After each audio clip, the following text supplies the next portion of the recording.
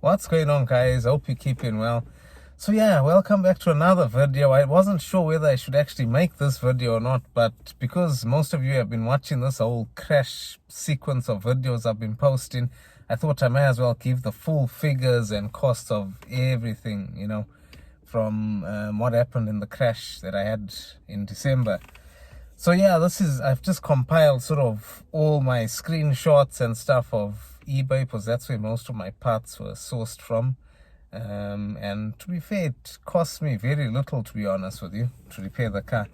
So if we just rewind back to December, obviously I was driving nicely on the motorway, crashed my car, brought it back home, and I was sort of undecisive on what to do. At that point, I hadn't even posted the whole video thing. I was still thinking to myself, should I scrap the car? Should I, sell the parts? Should I break it? Should I get another Mark 4? Should I don't know, reincarnate my car into a better, lower mileage car? I had thoughts going all over the place, to be honest with you. So then I just decided to keep, the Golf, and because I've put so much money in, guys. If that's a video that you want me to make, please let me know, because I will make a separate video of the full costs. And it's in the thousands of, exactly how much I put into the Golf. So yeah, I decided, right, that's it. I'll keep the car. Let me look at the parts, because the parts were so cheap. And a lot of you guys on here that follow this channel were saying, no, mate, keep the car. Parts are cheap. And it made sense, really, to keep the car.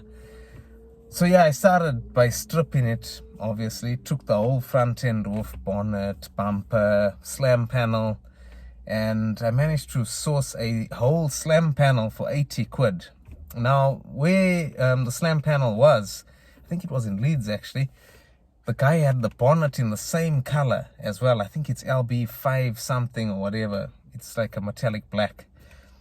So he had everything, the bonnet and the slam panel complete with the lights, radiator, everything on it, yeah? And I thought, that's going to be a bonus. So I just offered him 100 quid for everything. He agreed.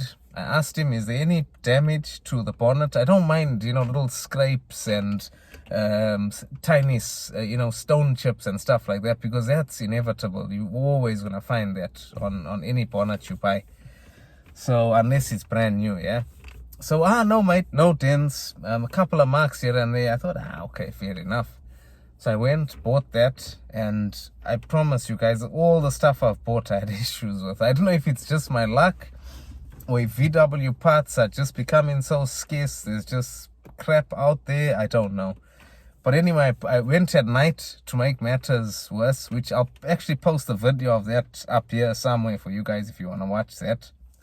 I went at night to Leeds to go and buy this thing. I looked at it, it looked fine. The light was cracked, which on the listing it didn't say that. And in the pictures, the way he had taken the pictures, you couldn't see the crack on one of the headlights, because I thought, complete slam panel straight on with the bonnet done. Got home, started investigating all this stuff, and you'll see it on that video I've just put up there. I noticed that the bonnet wasn't in the greatest of shapes. The headlight, one of them was damaged. They weren't even salvageable. I mean, even usable, they weren't. So in the end, I had to now start sourcing parts on top of what I had already bought. So mistake number one already made there. Go during the day and look at the parts properly before you commit to buying them. So my mistake. But anyway, that cost 100 quid for that slam panel and bonnet. After getting all that, I managed to source new lights, as I mentioned, because the ones that came with that slam panel were bloody damaged. So I managed to get some off eBay, which I posted another video, if you go through all my videos. And they came with slight damage on them, but it was okay. I didn't mind that, because it was only one of the clips that was damaged on them. So they were like 40 quid for the lights. And after the lights had come, I just noticed that my radiator had gone on that slam panel I had bought. Because after I had fitted everything, that was another fault on the car. So I had to source a radiator as well, which I just thought, go for an aluminium radiator, because one, they're better for cooling. They probably last longer than the plastic and whatever. And I think the radiator was £53 or something. I'll go through everything at the end anyway. I'll show you all the screenshots of everything. That was about 53 quid. So I had that coming on the way. That was going to take quite, some time to come. And then the bumper, the final piece to the puzzle, was the bumper, the R32 bumper, because as I mentioned, you can only have an R32 bumper with these massive front-mounted intercoolers, because the other bumper just is too small. You'll end up with no bottom bit if you try and keep front-mounted intercooler on the normal Mark 4 bumper. So anyway, the bumper took forever, guys, to come. That arrived finally. That was, I think, £206 off eBay, fully painted, brand new from Bulgaria. Now, my last bumper on the car, before I crashed the car when I first built it, was from the same place, same quality, whatever. Brilliant bumper, the first one I bought. This one, however, as I peeled it open, everything was just scratched, and honestly, it was in a terrible state for a brand new part. So now that's another number 2 mistake. If you're gonna order something, order it in UK, because when it's from abroad, it's a problem to exchange it and whatever. And plus, on top of that, sometimes if you read in the clause, you liable for the postage back, even though it's a courier problem.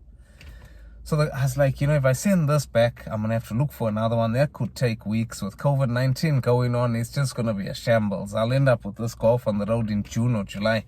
So I just thought, you know what, I'm going to keep the bumper. I'll polish it up. Luckily, they were fair. They offered me a refund of £35.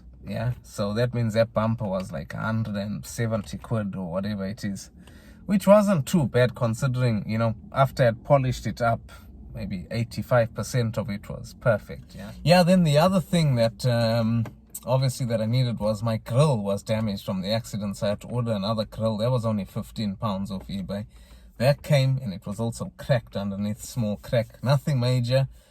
It's like every item I've ordered, as I just said, it just had a problem. The lights, the slam panel, the bonnet wasn't good.